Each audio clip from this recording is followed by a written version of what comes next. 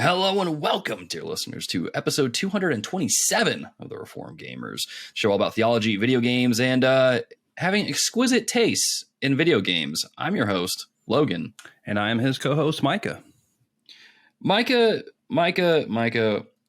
welcome back. Thank Both you, the listeners, to another episode of the Reformed Gamers. I'm glad to be here. Y'all, I'm glad that you're here, to be honest with you, man. It's kind of nice, not to say that I don't like having guests on, right? But it's kind of nice to have a little more low-key, kind of laid-back episode of the show, right? Yeah, it was time. It was time just to kind of throttle down a little bit. And let's just focus on a real sad topic. Real sad topic. Let's get real sad on this episode. In case y'all have missed it by the title of the episode or the cover art that I am still trying to come up with ideas for. We're talking about burnout on this episode, specifically as it relates to gaming burnout, which is something that, again, it's 2022. It's the year of TRG doing episodes that we should have done probably a long time ago. And burnout is definitely one that we haven't covered yet. I know we've covered topics like what would make us quit playing games, but not necessarily like burnout in particular. When you pop open your PlayStation, you just look at all the games and your eyes just kind of glaze over and you fall asleep, right? So that is what we'll be covering in this episode. So if that interests you, stick around. Or if you're watching on YouTube, there's timestamps, so you can go check those out as well. But let's go ahead and get into the show over here. I'm going to pull up my notes and go over some things that we've got lined up. As always, a little bit of housekeeping. New content over on YouTube. Played through Metal Gear Rising recently, did a video on it. That game is bonkers, but also super dope. And decided to do a video on it because I was like, man, this game is surprisingly good. I haven't played it ever. Like, this year was my first time playing the game. And so shared my thoughts on it. Totally didn't cover the music at all in the video, which I realized like a day after I uploaded. I was like, I didn't touch on the music at all, which is like one of the best things about it. And so I'm going to do a YouTube short on that a little bit later on. So go check that out over on youtube.com/reformgamers. And I've got other videos coming up as well. I've got a live video I need to work on. I just started playing Trails from Zero, which I'll talk about a little bit. So I'll be uploading some videos related to that as well. So there's a lot of stuff going on over there. I don't know. It's funny. I was in the Discord earlier, and a lot of people were like, wait a minute, TRG has a YouTube? It's like, yes, we do. Absolutely. You should go binge watch all the videos, specifically the videos where Micah did reviews on games that are really, really well edited and really cool. So anyway, go over to YouTube. Check out the videos. Enjoy. There's Micah's blushing. I blush. I don't know why. Sorry, that was stupid. But you doing the I blush. You gotta go to YouTube. You gotta go to YouTube to check it out. It just sounds so robotic, but funny at the same time. Anyway, youtube.com/reformgamers. Y'all go check that out. Have fun. As always, you can submit write-ins to the show via patreon.com. Just support as low as $1 a month. Get you access to all of our threads. And then you can go submit your write-ins for the podcast. And the nice thing about the write-ins is they don't have to always pertain to the topic of the show. They could be pretty much whatever you want. You're like, you know what? Hey, guys, there's this Elden Ring board game coming out. Why don't you guys talk about it for a little bit? I'm curious to know what your thoughts are. And that's exactly what Jeff Jackson Jr. did.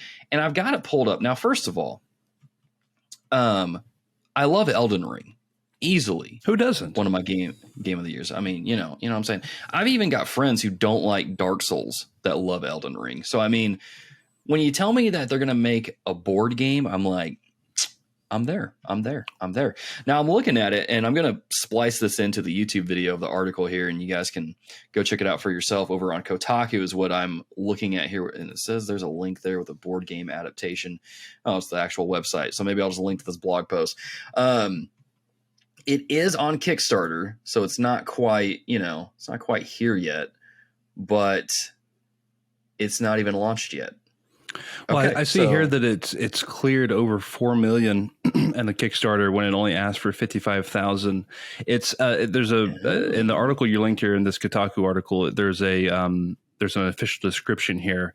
It says, like the video game, the Elden Ring board game will immerse players in the forsaken lands between, in a vast sprawling world of decaying grandeur that unfolds through their exploration.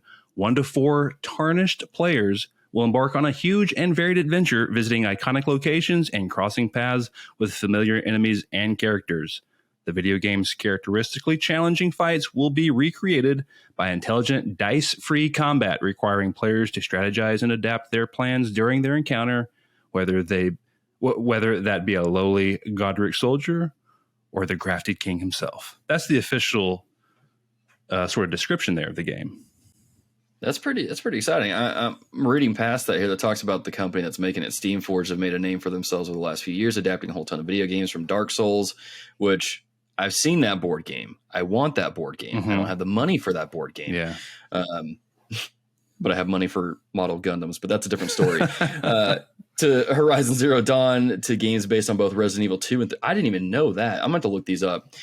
Needless to say, I kind of glanced at this before we did the show here. You know, we're talking about it now. I didn't realize it was 1 to 4 players. Like if I could play it solo, then heck yeah. I was ready to come on the podcast and be like, you know what? I love board games. I just don't have time for board games anymore. Mainly because it's like hard to find a group of people to play with. But dude, if it's 1 to 4 where I can play solo from now on, like every now and then, like you and your wife or something, maybe get my wife in there to let her experience Elden Ring without actually playing the game and being terrified. You know, that sounds good to me. I am curious to like. I mean, it's obviously there's no like set launch date yet. No. But I mean, I'll definitely check this out 100%. This sounds really, really cool. Yeah, Elden Ring hype is just through the roof. I'd be shocked if it didn't win, you know, kind of the consensus game of the year, you know, this year. So yeah, just having a board game out like this, it just makes sense. Yeah, they have it, like you said, Horizon Zero Dawn, Resident Evil 2 and 3. So yeah, that makes sense. I mean, it's perfectly suited for something like this. So yeah. Definitely. I mean, especially if they already have experience adapting these games into board games. It's like, yeah, I mean, y'all know, me and Micah both are big Resident Evil fans. I want to look up this Resident Evil board game now and see how it is because I love me some Resident Evil. I feel like maybe I've seen it in the past. I've definitely seen the Horizon one. I'm not sure about the Resident Evil ones though. Yeah. Needless to say, sounds cool. I like it. Yeah. I'll definitely check it out. For sure. Especially if they had like the little mini figurines like they have in that promotional artwork. If they have that for like a lot of the different enemies. You know the bosses will get that treatment. Yeah. Yep. I would imagine. I'll have to keep an eye out for this Kickstarter though, because there's always usually some cool, neat little perks you can get, like the ones that we got when me and Adam kickstarted. What was it? Godspeed. Right. That's the one game that we had the creators on the show to talk about one time. Right. But yeah, anyway. But yeah, dear listeners, let us know. What do you think about this Elden Ring board game? Link will be in your show notes to check it out for yourself. Another one though, we got another writing. See, this is the cool thing. You know, we've been trying to get back into the whole.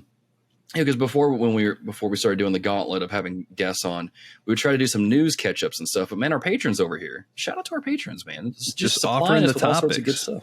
Just helping us, man. Patrons, you are awesome. So Jerner threw in this other one that says not at all related to the theme of this episode, and that's totally fine because it might tangentially be related for some of us. What are y'all's thoughts on Blizzard's decision to shut down Overwatch 1 at the launch of Overwatch 2? Now, before we get into this, I had to realize that after I read his comment, I was like, I haven't really been paying any attention to Overwatch 2. So I started looking more into it, listening to some podcasts about it. And I got to be honest, the more I hear about Overwatch 2, the less interested I am in the game. But Micah, let's kick it to you, man. I saw you like shaking your head like this is a bad idea. Let me preface. I have never played a single match of Overwatch in my entire life. Micah, that's understandable because you haven't played Metal Gear Rising, so therefore you have bad taste in games. Exactly. So. I haven't played the 2017 Game of the Year, whatever year that came out. Anyway, it's 2013. Actually, it's pretty old. Overwatch. No, I'm sorry. I thought you were talking about Metal Gear Rising. Oh, no. I'm talking about Overwatch. Sorry. No. Oh, yeah. No, what I'm saying is I'm aware of the situation, even though I don't play it. And this is some bull, man. You can't. Okay, we're talking about some hot. Well, this isn't really a hot take. This is just a take. How do you? Okay, you're shoehorning all your loyal fan base into a new game. Mm-hmm. And literally not even offering the old game to be available. It's like we're just killing it. And you know, everything new that they're introducing into Overwatch 2, and I don't know or understand what all the how extensive it is, if it's a big overload or if it's kind of just minor things here and there. But either way, if you don't like it, you're forced to do it. And Overwatch was a good game with, I think Jeff Kaplan helped get that one going, and he's not at Blizzard anymore. How's it gonna go there? This isn't a good idea. I get that sort of Destiny sort of did that with Destiny 1 and Destiny 2, but I know it's kind of like a dead game, quote unquote, but you can still go back and play Destiny. It's not like you just can't play it.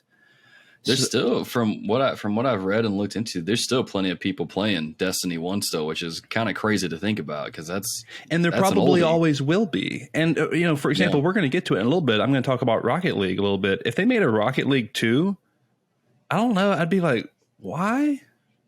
Rocket League 1's fine. Just make it better, or just do whatever you want to do for 2, and just do it in here or whatever.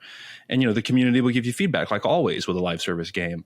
So this just is like, what are you doing? It seems like maybe they're, I don't know. I was about to say maybe something to do with the Microsoft acquisition. Like they want to just kind of clean up stuff, but I don't know. That's probably not it. Well, no, because this came before that. Yeah, you're right. You're right. So I don't know why. I don't know why they would want to do this, but it's kind of, we talk about games preservation and stuff, and it's like you don't have a choice here. They're killing it. So yeah. And that's kind of the weird thing too, is like when you look at the stuff that they're making or they're putting into Overwatch 2, a lot of it just really looks to, at least to me, looks and sounds like just like DLC they could have patched in, like they've been doing with the characters or the modes or whatever. And I'm just like, I don't really understand why. And when did this come out recently? This was okay. So yeah, I was reading this yesterday where Overwatch 2 kind of detailed in a blog post about what the new user experience was going to be for the game. Like if you're a brand new player to Overwatch 2, and man, I got to tell you, they say that this is what they say. This focused experience eases new players into the world of Overwatch by teaching them about different modes, rules, and other high level aspects of the game in an approachable way. But here's what you got to do. If you want to start playing the competitive modes, ranked and all that, you have to not just play 50 quick play matches, you have to win 50 quick play matches. Oh, so no problem. I would imagine if you're wanting to do competitive stuff, you're probably going to knock that out in the first day anyway, because that's just what you do. But there are a lot, like if you're a brand new player, right? In order for you to unlock all of Overwatch 1's existing 32 heroes, you have to complete roughly 100 matches. And I'm like, hold up. Like, I know you don't want to overwhelm the players by giving them like 30, 40 some odd characters, but like, I don't know. To me, that just blows my mind because I'm playing Gundam Evolution and they literally have the majority of the Gundams or mobile suits unlocked from the get-go, except for like 4. And it's like, I don't understand like why you would lock the original roster. Yeah, I don't want to speak behind that. I don't want to speak ignorantly about it. I mean, tell us, Overwatch players, like, what do you think about this? I mean, like, let us know what's the right and the wrong with how they're handling this. But on the surface, and Logan, you went through a stint where you played a lot of Overwatch, didn't you? Oh yeah, man. Okay. Oh yeah. But it's been a while, correct? Is that safe to say? It's been a while though. Yeah, I honestly think the last time I played it was probably not last year, but the year before. Shout out to Jeff Askell. Me and him were playing a little bit on Xbox. Okay. But yeah, it's been a while, so I'm not super caught up to date on everything, but just the stuff I have been seeing, I'm just like kind of left shaking my head a little bit. I'm not too worried for myself personally about the characters being locked, because I mean, I'll just transfer my account over and play it. And excuse me, with it being free to play, of course I'm going to check it out for a little bit, but I don't know. That's the thing too. Like, I'm reading this stuff, it makes me apprehensive. It makes me just kind of like side eye a little bit. But at the same time, I've known from the past, to kind of withhold your review or critiques or whatever, right? You don't want to speak too soon, because then people are going to call you out on your flip flops. And so I'm going to check it out, and maybe this isn't as bad as what I think it will, what it sounds like. but I don't know, man. It definitely sounds weird. I think over on Sacred Symbols, they were talking about how the game sounds like something that they thought was a good idea, but are slowly realizing it's a bad idea, but they're committed to it, so they have to follow through with it. And so, yeah, well, it seems like they thought what a lot of this is said when it comes to live service games is that, you know, you can only play so many.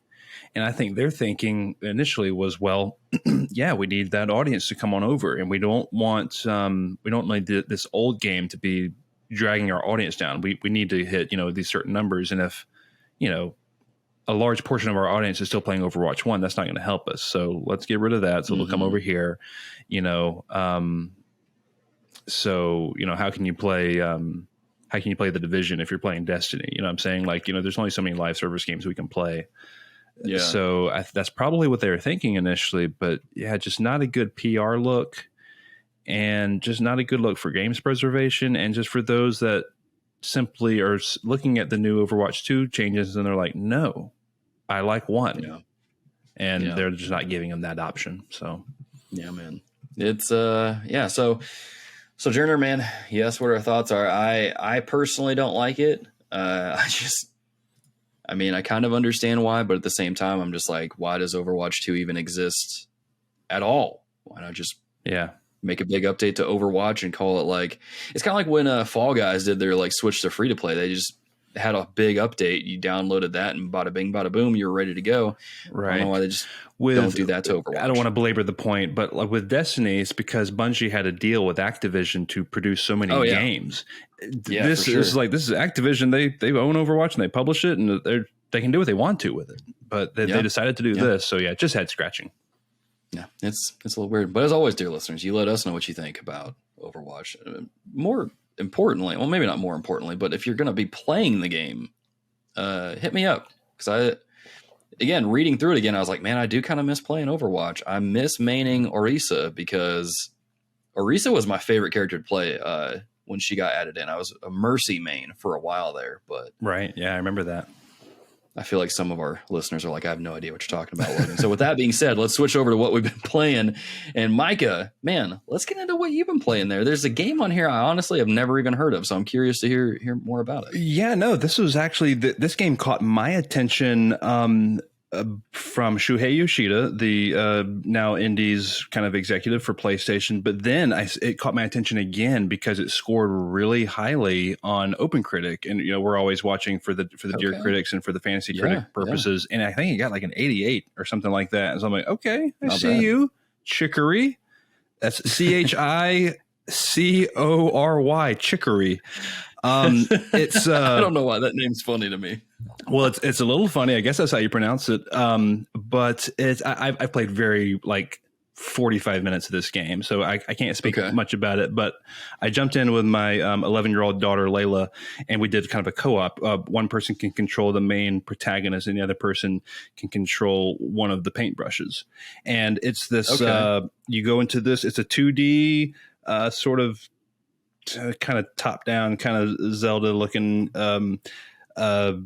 kind of isometric looking world, but everything has gone black and white. The painter of this village has gone missing, and so everything has gone black and white. All the colors gone.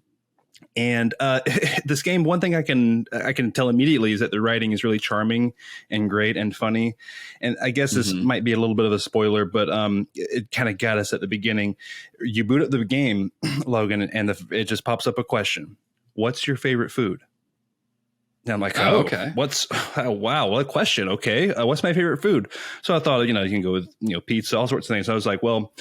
I love Japanese and Oriental food and stuff. So I put gyoza, like the little Japanese dumplings, Oh, yeah. Okay, and so I put gyoza as my favorite food. And so that was that. And we started the game, and you start playing, and then you're talking to one of the villagers, and they're like, oh, hey, gyoza, by the way, I meant to tell you. And so your name is whatever you answered. Like the name of your character is whatever you answered that question with. So my name of my character was Gyoza going forward. So that got me real good. They got a good laugh out of me. That kind of reminds me. I feel like, and listeners are going to have to correct me, but I think Earthbound does a similar thing, but I'm not 100% sure. People who have played Earthbound will have to or played. I should say, because I've played Earthbound for a little bit. People who remember better than I do will have to let us know if that's what they do or if they do something similar. I remember they had asking you like something about your favorite food though in that game. Well, there again, I've got poor taste in games. I've not played Earthbound, so can't speak to that. We all can't be the enlightened one. Exactly. Look, if you guys have no idea what's going on, you need to be a patron and go listen to the pre-show. I'll let Micah continue. We're derailing chicory. So anyway, the idea is to kind of fill in the world. You can the single player can like use the other stick to use the paintbrush to color in different aspects of the world, and it's this nice kind of watercolor looking paint, at least at the beginning. And it was very promising, though. Like I said, I played like an hour max of it, but that game was interesting.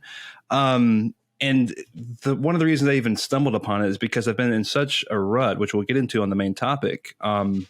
Nothing has been jumping out to me. So one of the other games, the only other game I have on the list for what I've been playing, is my main like kind of go-to game I always fall back on, which is Rocket League.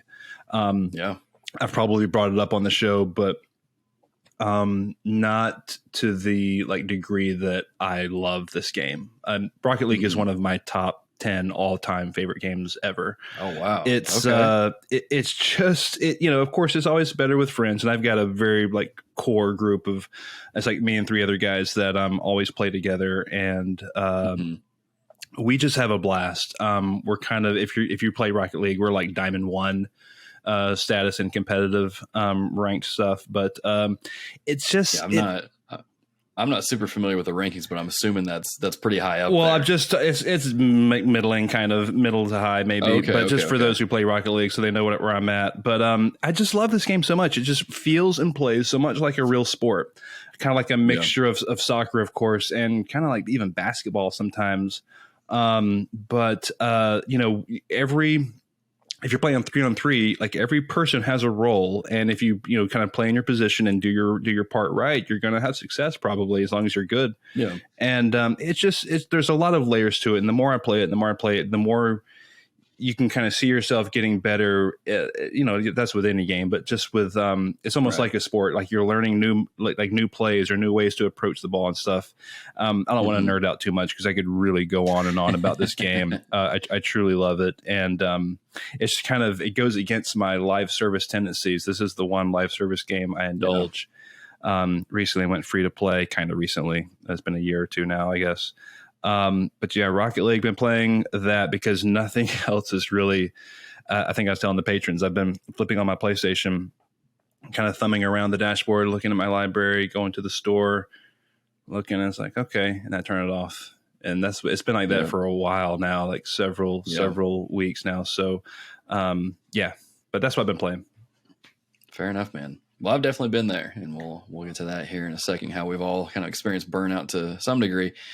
But y'all, I want you to kick back, relax, and welcome to the Mobile Suit Gundam hour of the podcast, because that's literally all I've been playing. I think last episode I mentioned playing through SD Gundam Battle Alliance and getting close to finishing it, and not really sure if I'm going to platinum the game. Well, now I'm proud to announce here on the podcast. I mean, I announced it on the Discord and Twitter and the Facebook group, but you get the idea. Proud to announce that I did get the platinum for the game, and special shout out to... I can't remember the names. It was all in Japanese, but I did like a multiplayer lobby one night and was like, okay, hopefully I'll get some people in here that'll help me out and get some of the stuff I need. I see what you did here. So, but yeah, they hopped in like 2 random players from Japan, and they were just like level 100. They had maxed out everything, and they were just melting enemies left and right. And I'm like, cool. Y'all go through the level, kill everything, and I'll just pick up the loot right behind you. And you set that alarm and jumped on at 3 a.m., didn't you, Logan? Surprisingly enough, they were playing around like 10 at night, and I'm like, okay, I'm okay with this. This works. But yeah, so they helped clear up some of the trophies I had, like getting the different parts and stuff like that. And, super good. Clearing up that stuff. And then last night, I was like, we're recording on September 28th. It's the day after Trails from Zero has released. And I was like, man, I don't know if I'm going to get this platinum before Trails comes out, but I was trying to encourage you, Logan. You texted me. You're like, man. I don't know if I could. You had a handful of trophies left. I'm like, you do it before you crack open that Trails game. You better get it. Yep. I'm very proud of you. And I did. I got the platinum. I was like, cool. I've got like an hour, 2 hours left before I need to go to bed. Let's pop in some Trails from Zero. And before I get into that, nice little tease there for y'all. I also started playing this one game I had been looking forward to since the summer, which is Gundam Evolution. Got to play in the beta for that. Oh, yeah. Sorry, let me say this about SD Gundam Battle Alliance before I go any further. If you're curious about playing this game, it's kind of a more action kind of game. If you like Mobile Suit Gundam and don't mind grindy games, you'll probably enjoy it. If you don't like either one of those, it's not a game for you. As I was playing, I was kind of thinking through it. And I was like, I really don't see people playing this game that have no connection to Gundam at all and enjoying it. I could be wrong though. There is a free demo out there on all the storefronts. So if y'all are curious about it and you want to, maybe you've been wanting to get into Mobile Suit Gundam, try the demo out, see what you think. Maybe that'll get you into the shows. But if that doesn't work, then maybe me talking about Gundam nonstop on this podcast will. So let's go over to Gundam Evolution. This is a game I played the beta of, was like, great. This is Overwatch mixed with Mobile Suit Gundam. Love it. Can't wait for the game to release. It's only available on Steam right now. It's going to come to consoles at the end of November, I believe. So I'll be playing it on probably like Xbox or PlayStation then. But man, so the gameplay of it is really stinking good. It's first person. Is that correct? It's first person. It's first person. Let me just make sure I'm thinking. Is this the one that was on like a Japanese centric state of play at some point? Maybe. Am I thinking of the same game? Think so. Or a Jeff Keighley show or something. Yes. It made its appearance on one of those things for sure. Because I know I saw it and was like flipping out because I'm like, oh, this looks so dope. Yeah, no, okay. I think I got the game in mind. But yeah, it's pretty good. I'm not going to lie. The gameplay, when I played on launch night, didn't have any issues. Every game ran buttery smooth. Didn't take that long to get into a match. Again, if you played Overwatch, it's kind of funny. We talked about it earlier. Similar concept. You get put in a lobby. You look through the list of mobile suits, pick the one you want, look through their stats, their abilities, and all that stuff. See what kind of class you want to play. Do you want to be more damage oriented? Do you want to be a tank? Do you want to be a support class? Those sorts of things. I always play the support class because there never seems to be enough people playing support classes in these games. I appreciate that. So I found one. Yeah, that's what I do. And so just by sheer necessity, I've gotten decent at playing those classes. And I found one that I liked. It was again, I don't want to get too nerdy on here, but it's called the GM1. It's one of the original mobile suits from the original series. Basically has a health grenade, has a shield it can use. So you can kind of be both a tank and a healer, which is really good. Okay. And man, it's fun. It is a lot of fun. The matches do take a while, like 10 to 15 minutes. Is that how long they can take? But it's really good. My only complaint, and again, this is just like Overwatch, it's got loot boxes, and I hate loot boxes. But it's free to play, right? It is free to play. Okay. Yeah. All the extra stuff you unlock is cosmetic, so it's not going to affect the game at all. But I've noticed that the microtransactions in the game are probably some of the most expensive I've seen in a long while. For example, in the store, granted, this was a couple nights ago. I don't know if they've adjusted them since then, but you would go into the store, you see they have like a 2-pack of different like designs you can get for 2 different Gundams. And the cost for those was close to $40. And I'm like, okay, what? That's bad, and we should call it out. But I've kind of stopped flipping out over these types of things in a live service game. They're going to hopefully like curb that next week. You know what I'm saying? Like they're going to, maybe they won't, but I feel like these types of games, they slowly like, okay, maybe that was a little too aggressive. Let's pull that back a little bit. Yeah. But so, I mean, that's there in case anybody needs to know about it. There's a battle pass, but I mean, I think again, it's like the usual stuff with Fall Guys and all that stuff. It's like $8 to $10, not that big of a deal. So if you want to get some extra cosmetics, just get it through there. I will say, and hopefully they'll balance this out, but one of the things, so I could take the loot boxes in Overwatch, right? I got to a point where I'm like, whatever, it is what it is. The loot boxes in this game really need to be tuned better because there's no excuse to be opening a loot box and you get 2 of the same item or 3 of the same item, which basically leaves a bad taste in your mouth. But again, I've changed how I approach these games now to where it's like, I'm just coming in for the gameplay. Don't really care about the cosmetics. If there's a cool thing I get, dope, I'll equip it. But other than that, I'm just here for the gameplay. I'm here for the mobile suits. I'm here to just kind of have that camaraderie, just have some fun with some randos. And it's good. I mean, it is a free to play game. So if you're on Steam PC, hit me up. Let me know. It's just the Theologian, and we'll play some because it's a really good game. I'm excited for it to come to consoles and for more people to play it. I hope that this game kind of has some strong legs on it to where more people play it, because I would love to see this game really just kind of take off and become kind of a staple in the multiplayer area like Apex is and Fortnite and all that. Yeah. Because I just think it's really good. It's really good. To round things out, Trails from Zero. I'm like 2 hours in, which is barely scraping the surface of the introduction. So I don't have anything to really say except for the fact that I think Crossbow, which is the new place that you're in, looks really cool. I like all the new characters. It's the music. Diggity dog, the music is good. That's what I was about to ask. That's one thing you can report on is the music. How's the music so far? Yep. Hot diggity dog. They played the intro music and I just sat there and just let it play. I was like, oh, this is perfect. So good. So good. But yeah, all the characters are great. It's funny because I remember when I was doing the videos, people were saying that Trails in the Sky was the slowest of the intros, of like the introductions of the different trilogies. And this one, I feel like it just throws you into the stuff pretty quickly. And it's like, all right, okay, let's get it going. It's an interesting setup. People in this place don't trust the police. They trust the Bracer Guild, the people, the mercenaries, so to speak.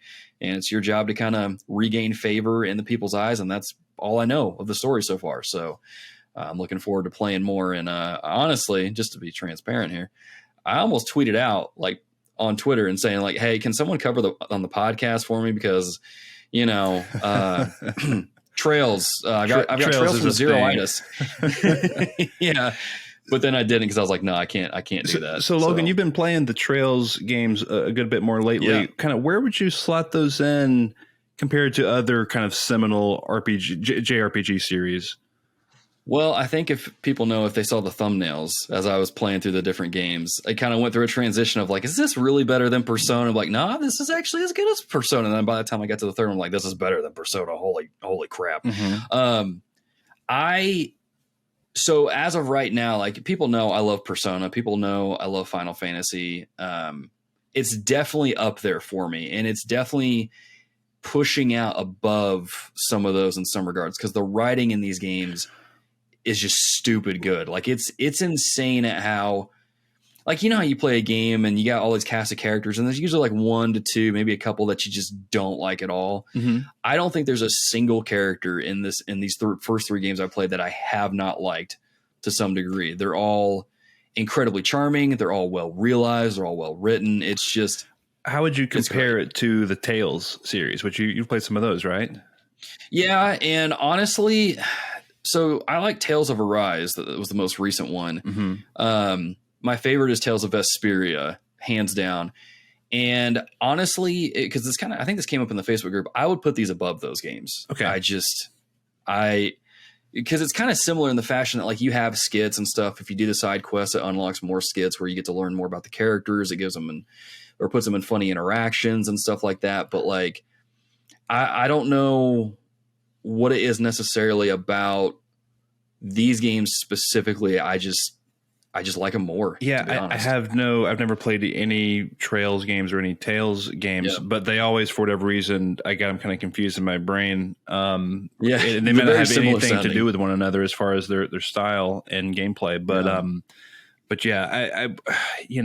I sort of said this a handful of episodes ago, but I kind of thought I like JRPGs, and then like the more I've been on the show and like talking to you, like I don't like JRPGs. Like Logan likes JRPGs. Yeah. Clearly, I love JRPGs, man. And you're making me like kind of want to just dig into like a brand new series I never tried, like a Trails maybe or something. But I don't know. Just feeling it out. Yeah, I've looked at a lot of reviews, and they've all said, and these are coming from people who have actually like stuck with the Trails series. They played Trails from Zero on the PSP, or they played the Geofront. I think it was the Geofront patch on PC. And they've all said like this, like if you're looking to get into the Trails series and you can't play Trails from the Trails in the Sky, this is a perfect jumping on point to get you introduced to the world, the characters, everything that's going on. If you ever feel as my dad would say, if you're ever feeling froggy, take the leap, give it a go. But yeah, I'm really looking forward to play it more. I even I got it on the Switch specifically just so I could take it to work with me during my conference periods. I saw that, and I'm just like, yeah, it's really good. It is, and it plays really good on the Switch too. Like, oh man, is it for everything? Good. It's only on Switch, PS4, and PC. Okay, but as far as I understand it, the PS4 version didn't get all of the enhancements that the PC and Switch version did. There's a little bit of controversy a few weeks ago about that. Okay. But let's be honest, if you're going to play a JRPG, the best place to play it is either on your PC so you can, unlock frame rates or do whatever you need to do with your graphics, or play it on the Switch so you can play it on the go. So that way you feel like you're making some progress just by chipping away at it like 30 minutes here and there. Or the Virtual Boy. Or the best place for JRPGs. No headaches at all after 3 hours of playtime. 40 hours, you're going to be in the hospital. Sorry. Where did that come from? I don't know. Virtual Boy? I was just trying to think of the worst place to play a JRPG.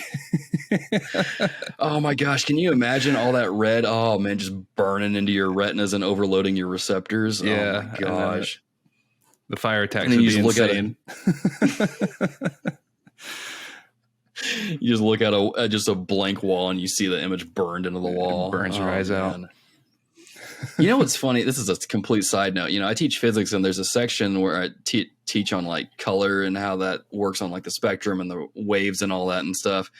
I should bring a Virtual Boy to my class. You have and one? Have all my. I'm going to find one. Oh, okay. I'll somehow convince my principal to a purchase order of one. Bring it into class and have them all play that Mario Tennis game on it so they can all experience that. Good luck. Oh man. I bet those things are overpriced now. But anyway, speaking of things that are overpriced and things that have nothing to do with it, if you like what we do here at the podcast, why not head on over to iTunes or wherever you're listening to this and leave a rating and review, maybe leave a thumbs up, subscribe to the YouTube channel, all sorts of fun stuff. But maybe you have a hard time doing that. Maybe you're feeling a little sluggish because maybe you're feeling a little burnt out on some games here, and that's kind of what we're going to talk about. I'm trying to get these segues better, man. I feel like I'm rising to the occasion there. I think it's probably because I played Metal Gear Rising and now I'm enlightened. Lol. But yeah. So I mean, burnout, man. It's a thing that I think we've all experienced to some degree. Maybe just in with our work, with our personal life. But we're going to speak specifically in regards to gaming, and it's going to touch on some of those other factors as well, because I think some of that stuff can contribute to being burnt out on games, and I'll share a little bit of that in my own personal life here when we get into it. But Micah, man, you're looking a little bummed. You're not looking bummed out. You look like a handsome man. You got the beard going. I'm so bummed. It's funny because when we started this recording, I was like, Micah, let's talk about how you hate video games now.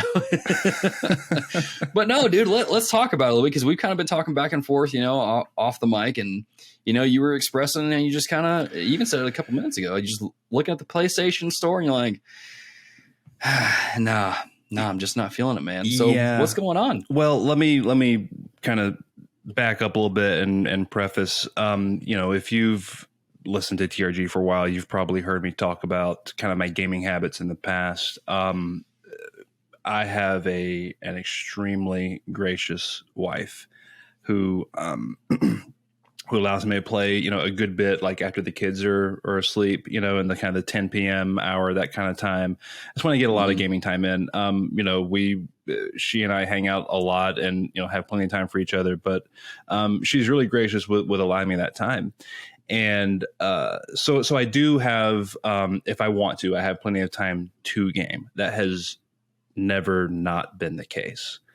And I get that a lot. That is a very unique boat that a lot of people just aren't in. So what I'm speaking from a perspective of someone who has gotten burned out in the past, but has never truly really taken a long extended break from video games. Like some people, they get, they're deployed maybe, so go a really long time without playing, or they'll just take a month off or take a season off, take a handful of months off or whatever. I've never done any such thing. I think the longest I've probably gone without playing a game is like a week and a half or something like that, maybe. Okay. But here lately, and there's a couple of reasons I'll go into, maybe we can get to in a little bit as to why, but there's nothing that's exciting. There's nothing that like I turn it on and you may say like, well, Mike, I just heard you talking about Roller Drome and you loved it. This is true. There are good games this year that I've played that I've enjoyed, but by and large, I think I'm always looking, me personally, I'm always looking for kind of new, innovative gameplay experiences that are within my wheelhouse. You know, you may say, well, I could go play a strategy RPG. It's like, well, that's not really my wheelhouse. I'm not going to go play that kind of game. But the games that I like to see experimentation and innovation in those spaces. And so I'm always looking for new things. I guess this year hasn't really brought a lot of that, maybe. I've enjoyed games like Shredder's Revenge, you know, which is like an old flavor. Yeah. I've enjoyed the sequel to Horizon and Elden Ring, which are, you know, both flavors that you've probably tasted before. Elden Ring did some neat things for sure. But by and large, it's just not a whole lot that's kind of like spicing it up from my perspective, I suppose. And then part of it too, I guess, is the back end of 2022 is kind of loaded from my point of view with games that I'm definitely wanting to play. Games like God of War Ragnarok, games like the Callisto Protocol in December, even A Plague Tale Requiem, I've mentioned, comes out in October in just a couple of weeks here. I think once those games come around, I'll probably get kind of more reinvigorated. But even like The Last of Us Part 1, I haven't played that, I haven't bought it. I would usually be picking something like that up and giving that a go. But I'm just like, $70. I don't know. Like, I do love The Last of Us, and I've said in the past I'm going to play it. I will be playing it at some point, but it's just like, no. And I can't quite.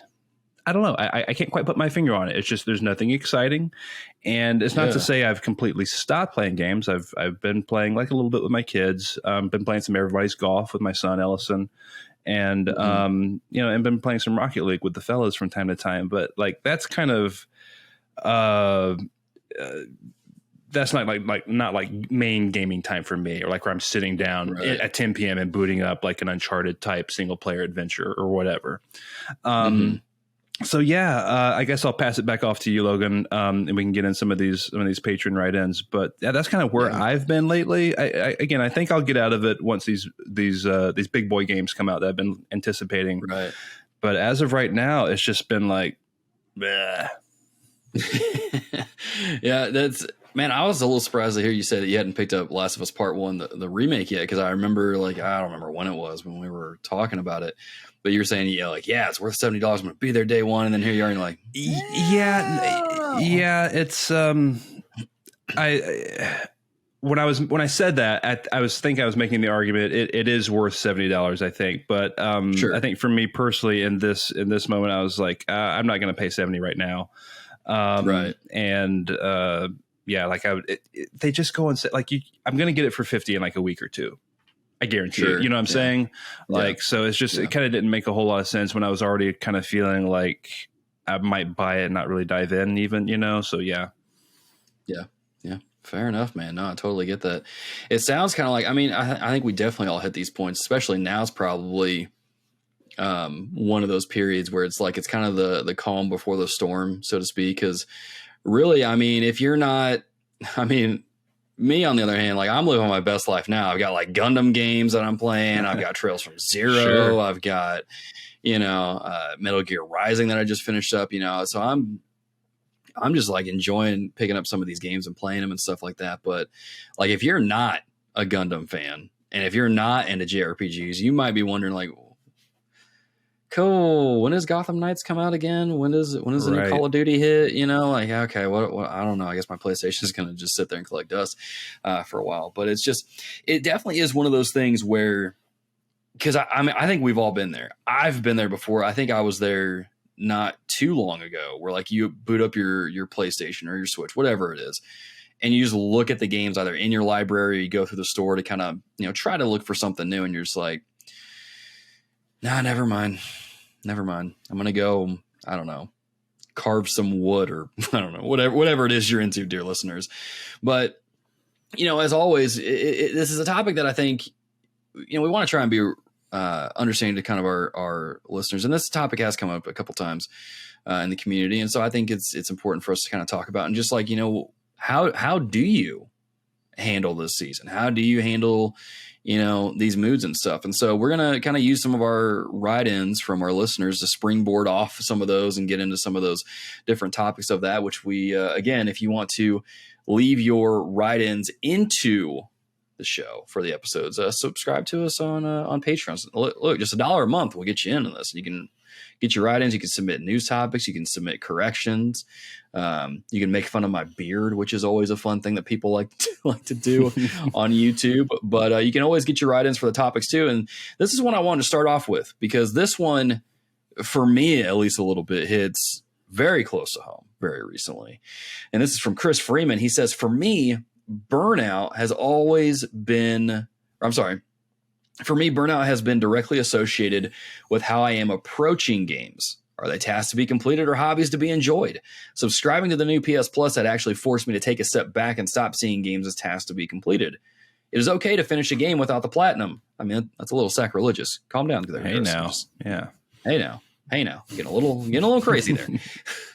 Of course, says the guy who didn't get 100% achievements on Metal Gear Rising, but that's besides the point. He continues and says, and if a game doesn't grab me, I can just abandon it. Paying a sub for the games rather than a full $70 helps with that. It's actually made me rethink a lot of my purchases too. Basically, I'm only going to buy games I know I am going to love. So yeah, not sure if that is on theme, but that is where my gaming has brought me recently. And I wanted to highlight or bring this one up first, because those of you that follow TRG on YouTube know that a year ago, last July, I started a challenge for myself. Like, you know what? Sick of looking at my backlog. Let's start just a year-long challenge where I'm going to play all the games in my backlog, right? And we'll call it the Backvlog. It'll be super cool. I'll put a video out every month, and then I made the mistake of playing really big games at the start of it. It took longer than a month for me to finish. So, it is what it is. But, it was during that time that I was like, I hate focusing on my backlog. Like, I'm missing out on so many games. I'm playing games in my backlog where I'm like, why did I buy this? Like, how did I even get this in my library? What in the world is going on? And so it was good in that regard, because like what Chris said, it kind of makes you, pull back a little bit and go, okay, why am I buying this game? Am I really interested in this game, or is it just because it's on sale? What am I doing here? But at the same time, well, maybe I'm getting too far ahead of myself, but regardless, at the end of that year, I was like, you know what? I can't keep looking at my games as a backlog. It feels burdensome. I'm just trying to rush through games so I can get to the next one, so I can clear these games off my backlog and make myself feel better about having less games. And it's like, that's, to me, that burned me out more than anything else. Because I'm like, I'm just not enjoying the games I'm playing. Yeah. Going that way. Yeah. And that's when I made the switch. I'm like, you know what? I'm going to look at my games as a library. I've got a lot of games in there, but I'm not calling it a backlog anymore. This is a library, like I do with books, movies, music. I don't know what I'm going to get when I I try to say put and pop at the same time, but the put and pop, I don't know what I'm going to get when I put this game into my system or boot it up, but I'm going to go on with open mind, give it an hour or two. If I like it, dope. If I hate it, deleting it. Going to be done with it. And that has helped me significantly when it comes to playing games. Is now it's like, I don't know what this game's about. I know I've seen a trailer or two, but I don't really know a whole lot. So let's see what we got. And like I said, that's made my gaming time so much more fun. I'm trying some new games, giving them a fair shake, and gaming is just, to me, that's what did it for me. And so I'm, enjoying a lot of games now and just trying to try some new things. But yeah, Mike, I don't know if you have anything to add to that, but I think Chris definitely touched on one, how you approach it. He touched on something that I can speak to with how I've been feeling lately. We both are trophy hunters, and we just had a whole episode on that with Travis and Andre. And that has been, I kid you not, that's been a factor when I boot up the PlayStation and look at something to play. It was something new to play. I'm like, oh, well, do I want to even start this if I'm not going to get the platinum? I kid you not. I asked myself that question. I was like, no, I'll just go play Rocket League. Yep. And it's that is literally a question I had to ask myself, or I was asking myself. And, there's a part of me that's like, yeah, I hate that about myself, that I'm that way. But, and if I can kind of maybe transition into a slightly different angle on this topic, is that there's a season for everything. Absolutely. Of course, we love video games here at TRG. It's like most of our primary hobbies. And for many listeners right now, I'm sure that might be even your only hobby. And that is like, when you have free time, this is what you do. And I'm not judging that, but more power to you. Go off. That's kind of how I am in a lot of ways. But even still, there are seasons to everything in life, and there's balance, and there's the Lord might want to put you through a season where, like, maybe that is becoming an idol for you, and that's taking is sitting on the throne of your heart where Jesus needs to be there, and he may challenge you with that, and you got to bring that up in your conscience or whatever, and that's something that we don't need to ignore as Christians, of course. So there's a season for everything. If you feel like it's becoming too much, it matters too much to you, that's a good sign to start pulling back, for sure. And, I know that's slightly off topic a little bit. It's not exactly associated with burnout, but burnout is associated with kind of, again, there's a time for everything. There's a season for everything. And if you're feeling that way, that could be a good kind of shove from the Lord to say, like, hey, maybe there's some other things you need to be investing your time in. There may be responsibilities around the house that you're neglecting. There may be, just basic, quiet time, scripture readings, whatever, time with your family, any of that sort of stuff that you may be overlooking and neglecting, and it's a blind spot for you. So, don't kind of necessarily be downtrodden. It's like, oh man, I just don't know what to play. I'm kind of bored, kind of whatever. It's like, no, it's like, well, maybe go do something else then, so. Yeah. Well, especially when I was, as we were getting into this episode, I'm glad you went that direction, because I was trying to think of like, how can we get to that specific topic about seasons and stuff? Because I don't know how we can get to that. I'm glad you did it, because you did it really well. Just thinking through it, as we were going into this episode, I wanted to like look up like, what exactly is burnout? How can I understand this? Like, how can I formulate the thoughts a little bit better?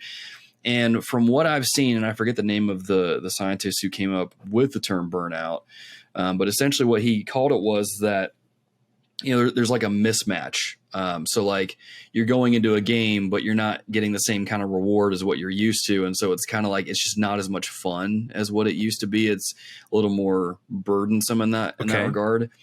And so that can kind of lead to, you just not finding enjoyment with not even just gaming, but just anything in life, really. And so to piggyback on what you were talking about, how there's seasons and stuff, and it might be God just telling you, hey, focus on something else.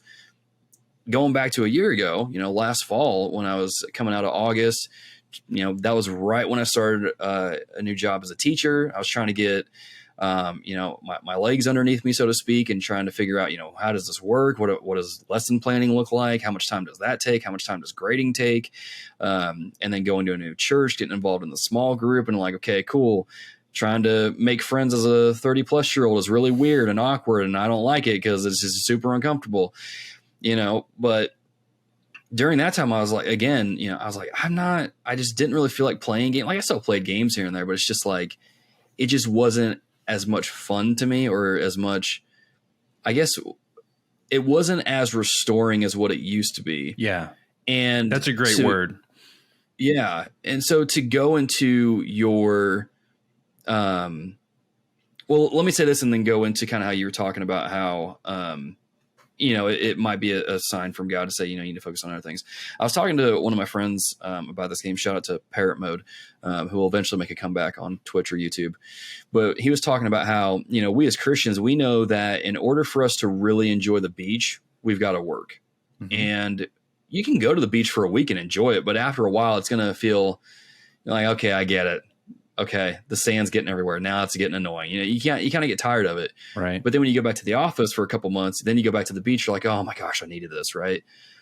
And I think for me, when I was playing so many games, because again, like I was transitioning out of ministry, going into school, I had a ton of free time, I had the entire summer off. So I was gaming like hardcore. Then I go back into work. I'm like, you know what? I kind of don't want to game. I don't really have that much time.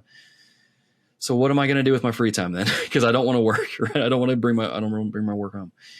And I think one of the cool things for Burnout for me is that it got me to check out some new hobbies that I had been wanting to check out like years ago, but never did.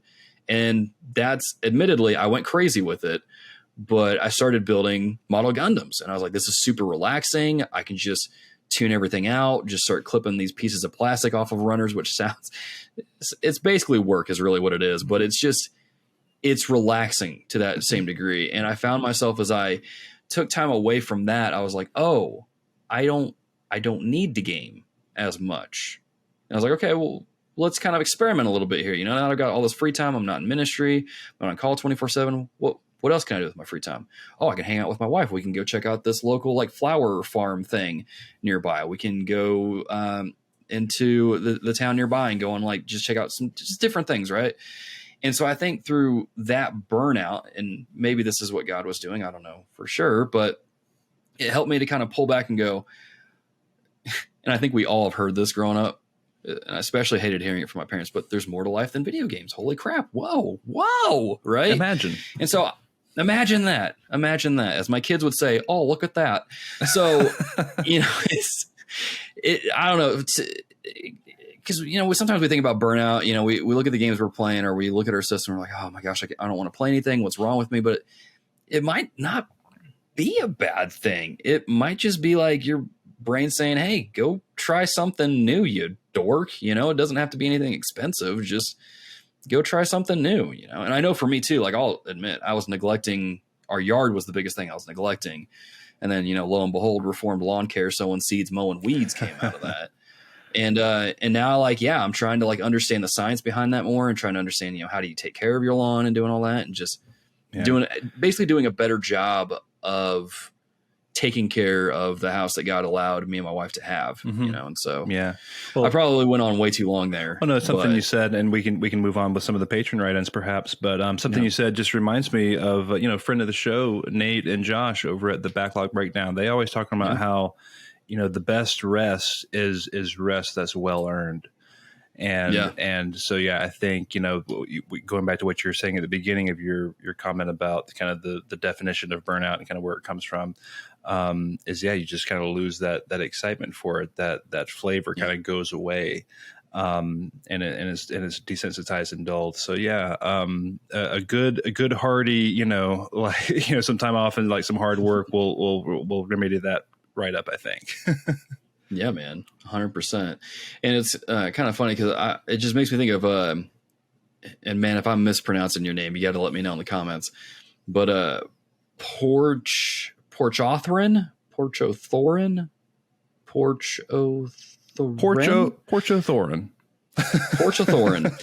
He writes in and says, when I started full-time work in 2011, I was left with no energy at the end of the day. This then made me less alert playing games and took my interest away. I'd buy a game I would have normally been interested in and would give up on it shortly after. I took an unintentional gaming sabbatical for 5 years and bought a PS4 at the end of that period. Not sure what changed, but I suppose it was burnout due to an aspect of my work life changing and wanting to keep up with a hobby.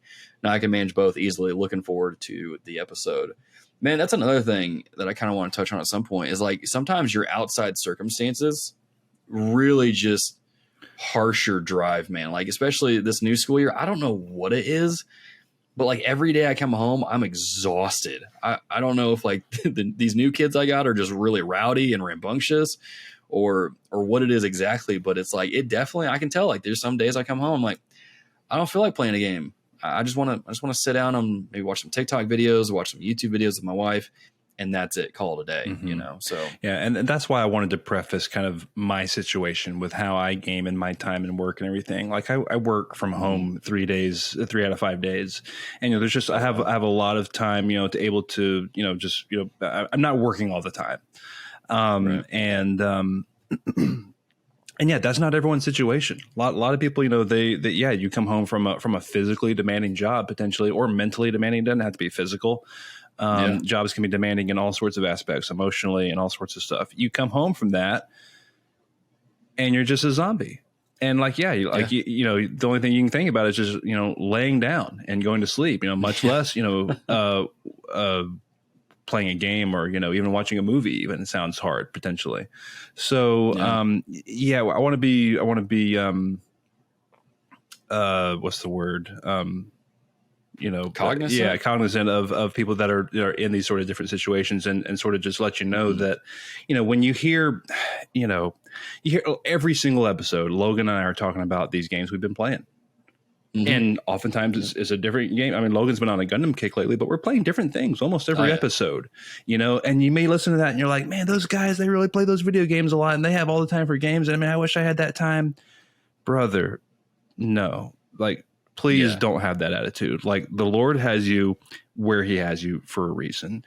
And if you're in a spot where you're not able to play or you're too tired to play or whatever, and you really genuinely desire to, just bear that out, brother. You know, like that's fine. Like, we're not always going to be in a spot where we can play. Like, me and Logan are very blessed with our situations, with our family situations, with our wives, all sorts of things that lend themselves to having probably more time than the average adult. I'll say that. Correct me if I'm wrong, Logan. I just want to be sympathetic toward that, and know, like, like, that is okay to you know, come home from work and be exhausted and to you know, not play video. And that's probably not something you should be, you know, if you're that, and, you know, worn out and that taxed by a job or some other task, you know, you need to, there's ways to rest up and stuff, but it might not be through video games. So there's a time and a place, like we said, for everything. 100%. Yeah. And I know, like, for me, you know, when I was working in ministry, it always kind of makes me laugh when, you know, people are interacting with me, whether it's online or offline. And, you know, they'll say stuff like, you know, oh, you know, I miss you being a pastor, or if it's not a very good interaction, they're like, man, I liked you better as a youth pastor. And it's always weird when I hear that, because I'm like, man, like, don't get me wrong, ministry had a lot of cool ups and downs. But being on call 24/7 really does a number on you. And then when you have kids that are in certain situations that I won't repeat because, you know, I don't need to, it really takes a toll on you. And man, I tell you, when I was in ministry, it was especially hard to kind of continue gaming and stuff, just because I would always feel guilty if I was like playing games or whatever. And it's just like, I felt like I couldn't do that. Like, I feel like I need to be working and stuff, but that's not a good balance either. And I don't really know where I'm going with this, but it just kind of came up to my mind. I was like, man, I just remember when I was in ministry and I'd come home and be like, you know, I'd either be worked up or whatever it is, or, you know, your outside circumstances really can do a number on you. And that doesn't mean that there's anything wrong with you necessarily, but there's probably some stuff that you do need to address that's going on before you pick up the controller. And I think we talked about this a couple episodes ago with Jesse Knopp in the episode Putting Down the Controller, which y'all can go listen to as well. But man, it like I said, there's definitely some stuff that you got to work on in your real life. You know, like I said a second ago, you know, there's more to life than gaming. And I hate that I'm repeating my parents. I don't really hate it, I guess. It's just kind of ironic. But I mean, I don't know. I think going through that season of Burnout for me really helped me come to grips with the fact that, like, and I'll be honest, maybe I did make gaming an idol, you know, and then this podcast was a way to mask it. But man, now it's just like, because I'm not so focused on gaming, like, I still play games, obviously, but like, I don't know, I just feel like I got my priorities better placed now. You know, I'm trying to find ways to get plugged into my church, do different things with the video and all that. Trying to spend more time with my wife and trying to get prepared for this baby that's on the way. You know, it's just, I feel like I'm in a better place with my priorities now than I was years ago, if that makes sense. And maybe I'm just rambling at this point, but yeah, I think kind of like what Porch over here, I'm going to call him Porch for short.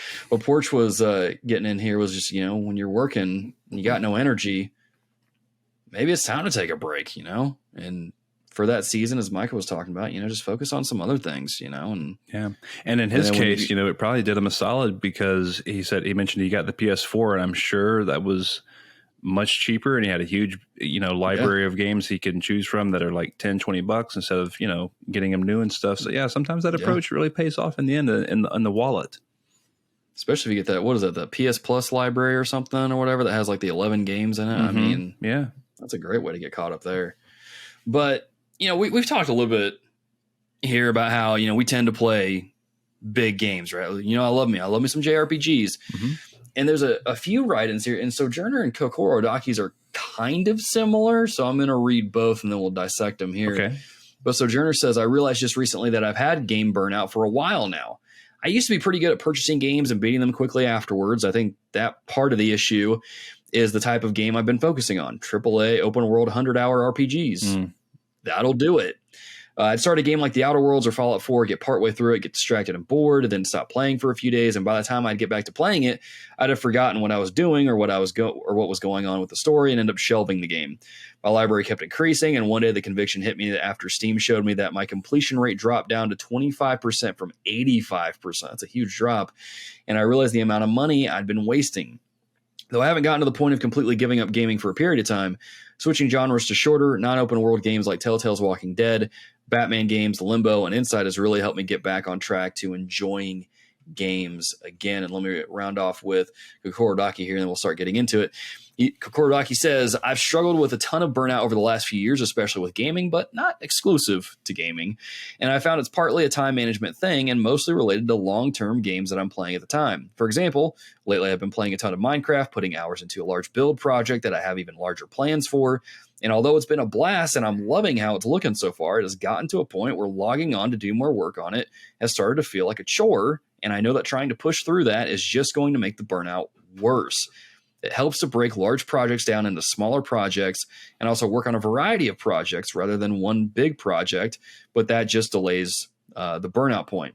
I've come to that point many times in the past with Minecraft and other games, and usually the solution is to just take a break from the game and play something else instead, usually something short. Or if it's longer, something I've played before that doesn't take much effort to enjoy. For me lately, that's been Death's Door, which has been a blast, which I shout out to Kokoro Dake. I see him posting some stuff in the Discord from time to time about that game. Super good game. I think when it comes to burnout, that's probably what people usually struggle with the most.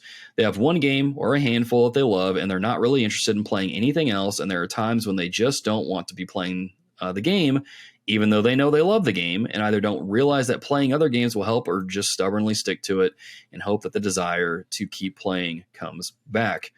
Also, when it comes to games that rely a lot on the player's creativity, tons of people don't realize that other games can be a huge source of inspiration for that creativity as well. So, I mean, a lot of things, but very similar, though, because let's be honest, playing JRPGs, that was one thing I was worried about this year, was Elden Ring coming out, playing the Trails in the Sky games. I'm like, I'm going to burn myself out. These are big games. Mm-hmm.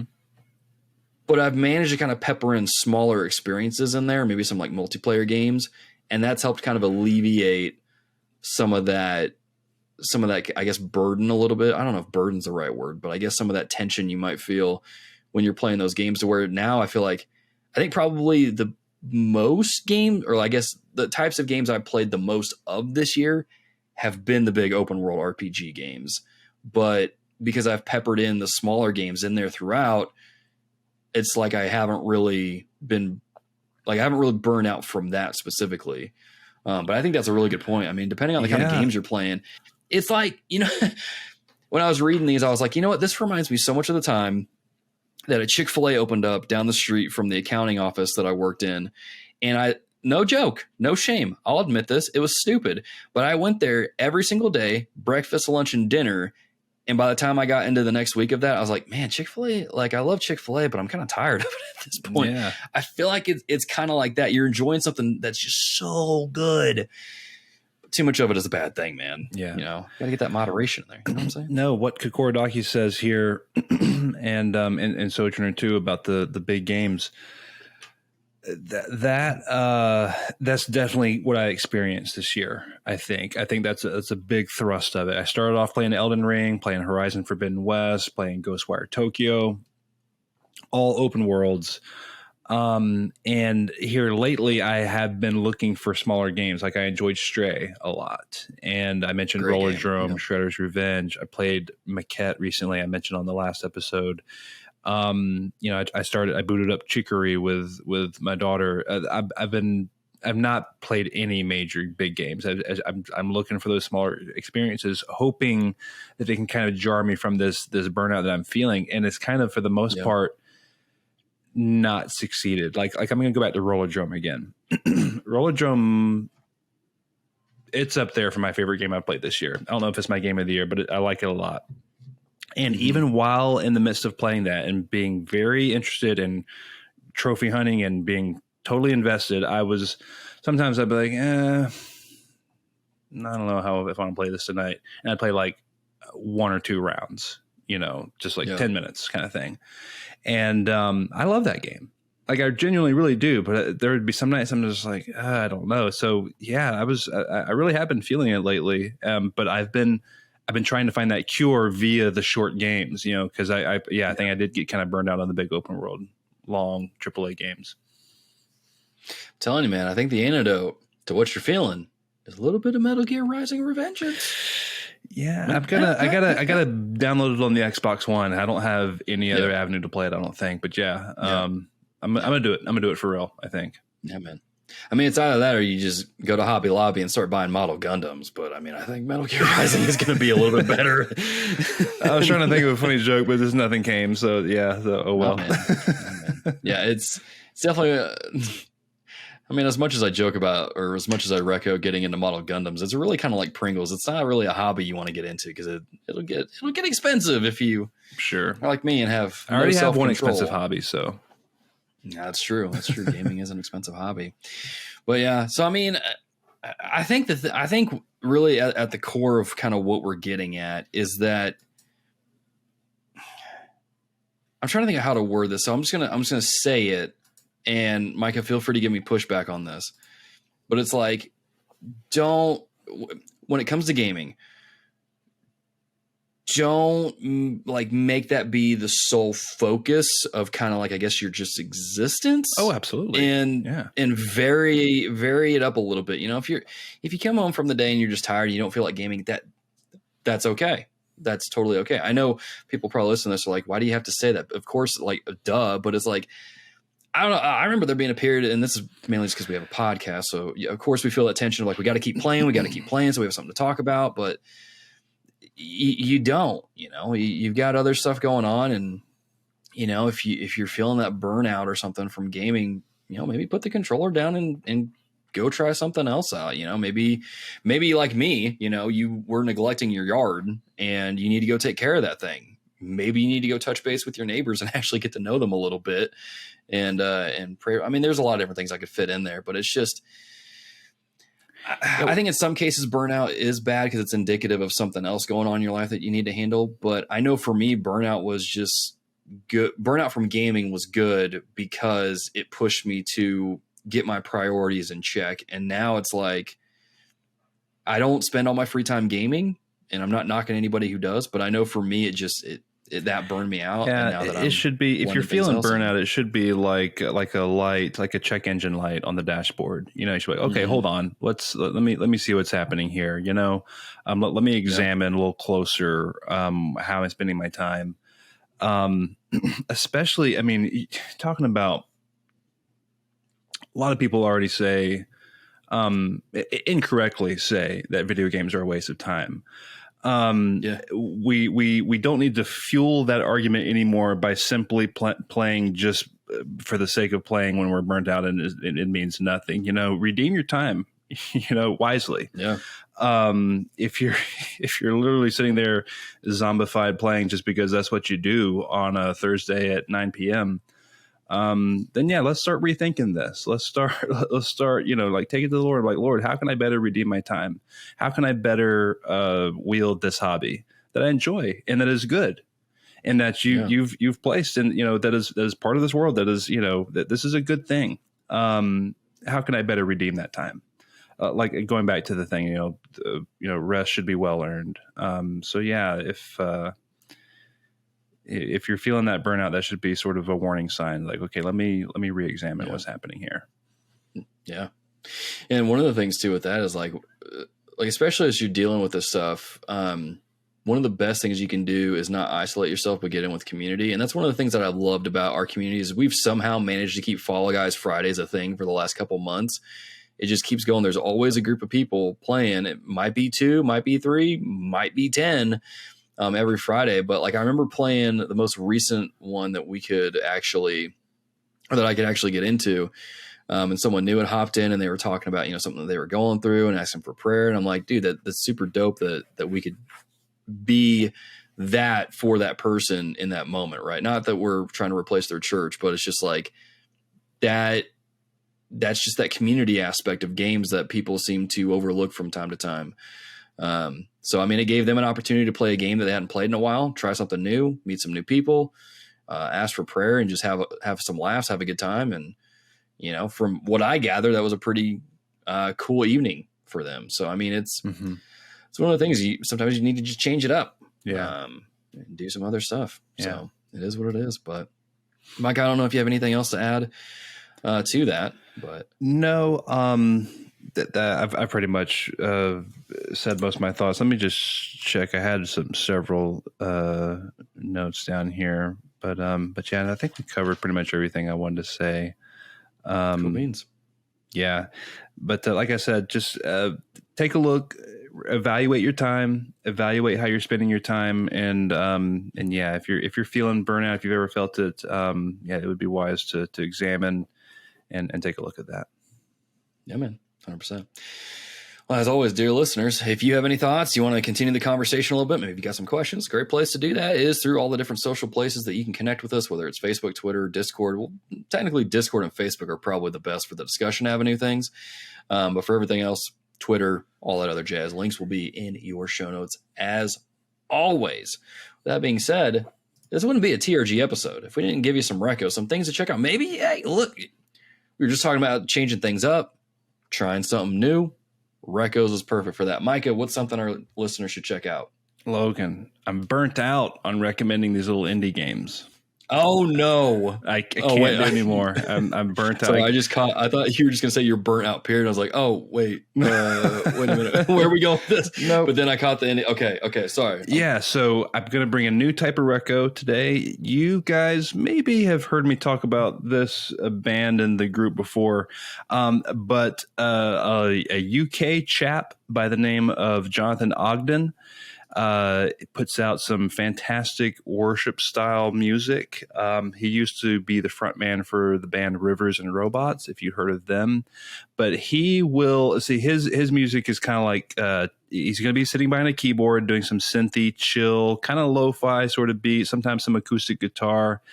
But really good lyricist, always very scripturally focused lyrics that I love, and just a great Christian artist.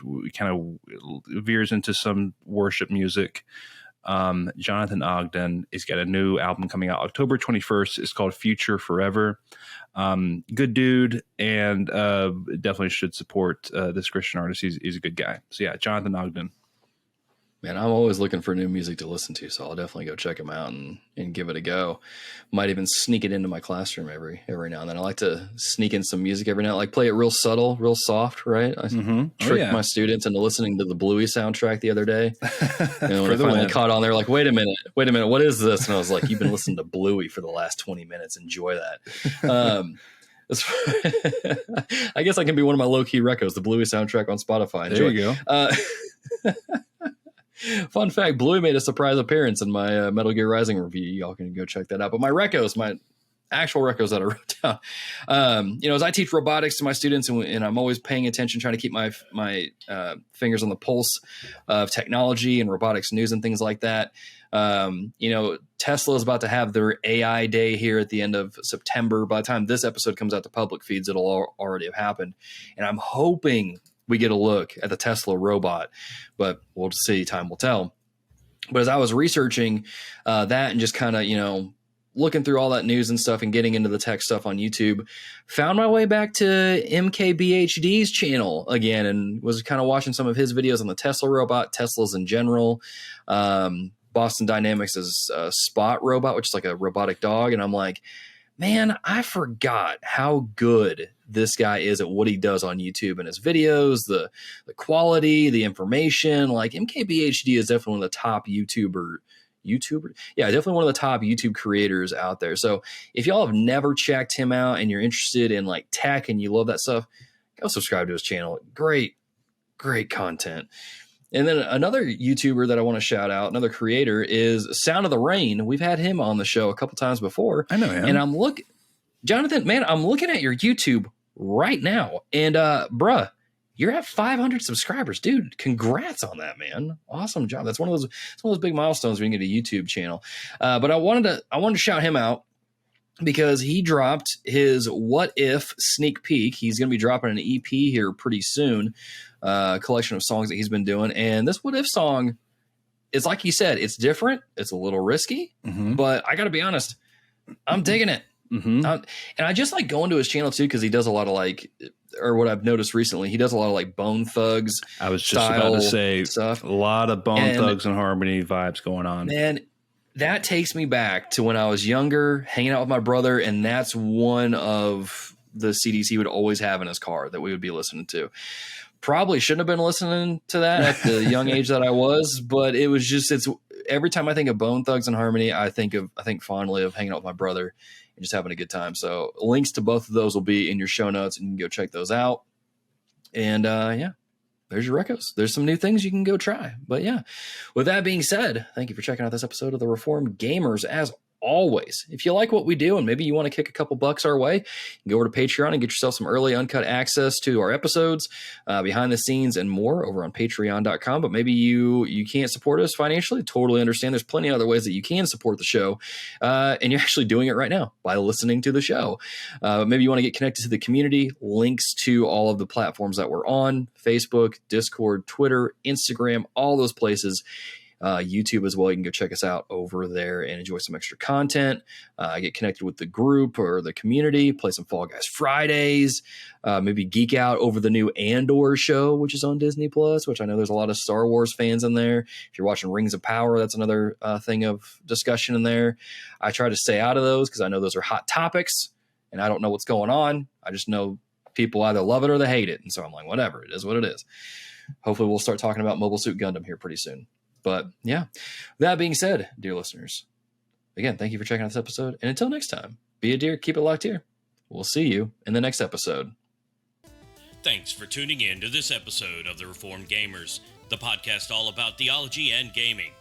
TRG is edited by Dear Ear Productions, so thank them for the buttery smooth tones in your ear. If you're looking for extra content, head on over to youtube.com/The Reformed Gamers. The Reformed Gamers is entirely fan-supported over on patreon.com/The Reformed Gamers by our dear patrons. The following deer are at the producer level or higher and will forever be thanked at the end of each show, as long as their pledge comes through, or we forget to update the audio. Those people are David Matthews, Mr. Butts, Richard Moroccan, and Wesley Ray. Thank you for your support on patreon.com, keeping our controllers charged, and supporting Logan in his never-ending quest to collect them all. Platinum trophies, that is. So be a deer and keep it locked here. Keep listening. We'll catch you later.